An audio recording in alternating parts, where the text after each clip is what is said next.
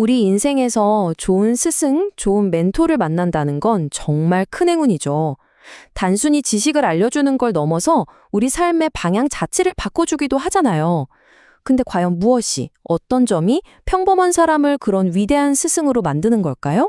오늘 그 답을 무려 2000년 전에 놀라운 지혜 속에서 한번 찾아보려고 합니다. 살면서 누구나 한 번쯤은 누군가의 스승이 되기도 하고 또 제자가 되기도 하죠. 그런데 한번 생각해 보세요. 그냥 정보를 전달하는 사람하고 지혜를 나눠주면서 우리 인생의 길을 환하게 밝혀주는 사람, 이 둘 사이에는 정말 엄청난 차이가 있거든요. 과연 그 결정적인 차이가 뭘까요? 놀랍게도 말이죠. 그 답에 대한 실마리를 2000년도 더 된 고대 문헌, 바로 십법경이라는 곳에서 찾을 수가 있습니다. 이 문헌은 마치 위대한 스승이 되기 위한 일종의 청사진 같아요. 시대를 뛰어넘는 아주 놀라운 통찰들을 담고 있죠. 자, 그럼 이 고대의 청사진을 저랑 같이 한번 펼쳐볼까요? 이 경전에서는요, 위대한 멘토가 갖추어야 할 조건으로 딱 10가지를 제시하고 있어요. 이게 그냥 단순한 목록이 아니고요. 한 사람이 어떻게 진짜 스승으로 거듭날 수 있는지 그 여정 자체를 보여준다고 할 수 있습니다.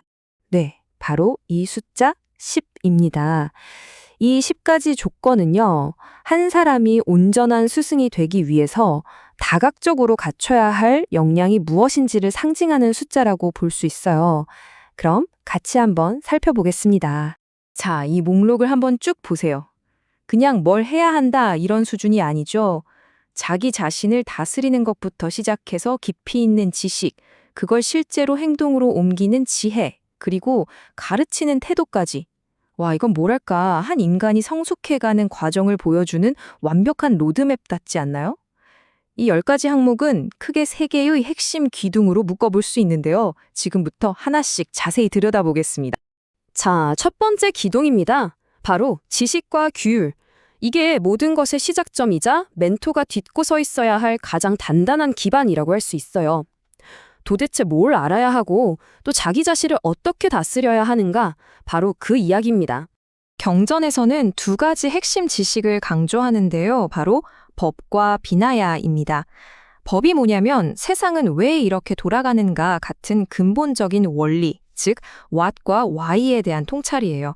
그렇다면 비나야는 그래서 우리는 어떻게 살아야 하는가에 대한 구체적인 실천 지침, 즉 how에 해당하죠. 진짜 멘토는 이 원리와 실천이라는 2개의 날개로 날아야 한다는 그런 의미입니다.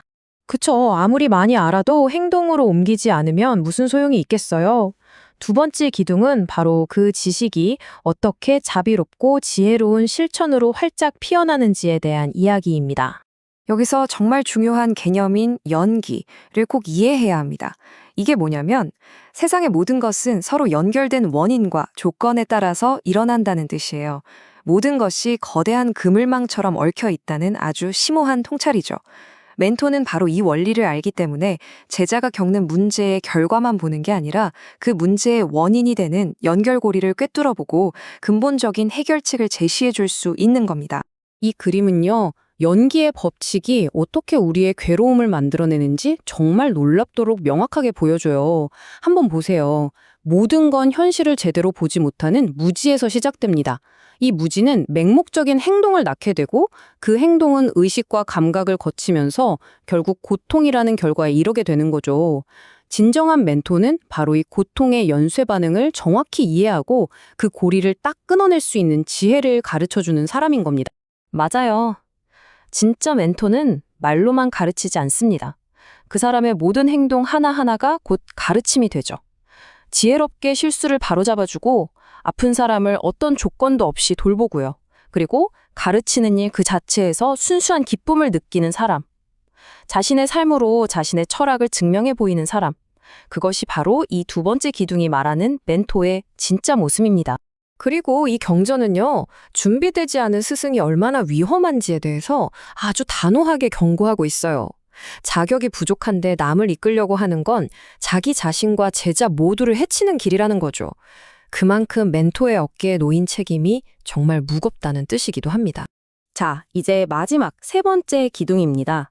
이것은 지식이나 기술만으로는 절대로 얻을 수 없는, 어쩌면 가장 타협할 수 없는 조건일지도 몰라요. 바로 시간과 경험의 힘에 대한 이야기입니다. 경전이 제시하는 숫자는 최소 10년입니다. 이 숫자는 단순히 세월이 흘렀다는 걸 의미하는 게 아니에요. 한 분야의 깊이를 온몸으로 체득하는 데 필요한 절대적인 시간과 노력을 상징하는 거죠. 여기서 정말 중요한 건 그냥 달력 위에서 흘러간 10년이 아니라는 점입니다. 수많은 시행착오와 성찰을 통해서 마치 나무의 나이테처럼 자기 안에 새겨진 지혜, 온몸으로 살아낸 경험 그 자체를 의미하는 거죠.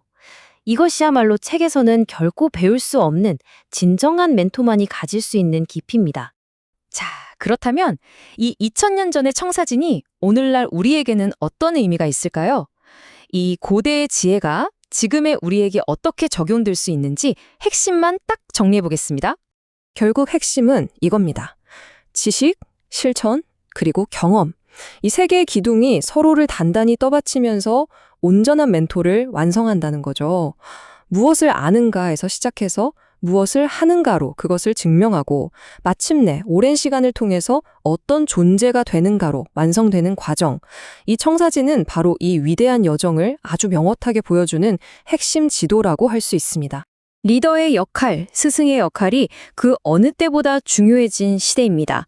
오늘 우리가 함께 살펴본 이 고대의 멘토십은 여러분의 삶에서 진정한 안내자를 찾고 있거나 혹은 스스로 그런 사람이 되기를 꿈꿀 때 과연 어떤 나침판이 되어줄 수 있을까요?